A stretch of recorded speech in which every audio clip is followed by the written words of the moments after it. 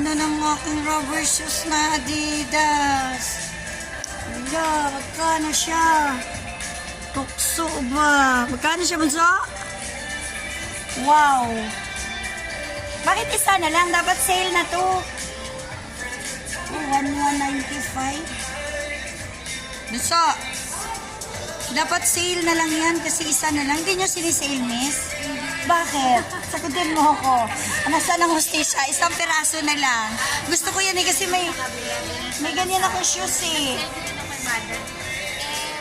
Malate ako. Sila lang ang meron. Nakabili sila dito. Nag-sale dati. Hindi dito, sa kabila. Ang kabila ba?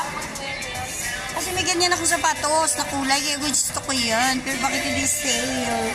Bigyan niya ako ng hostesya. Di ba? Dapat i-ano i-sale? Hindi nyo i-sale yan. Ay, ganun ang daya ni Adidas.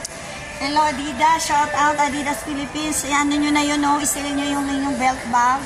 Kasi may shoes akong ganyan. Nananawagan talaga. Para terno, di ba ang ganda? While mag-jogging ka, terno siya. Oo, talaga naman. Oo.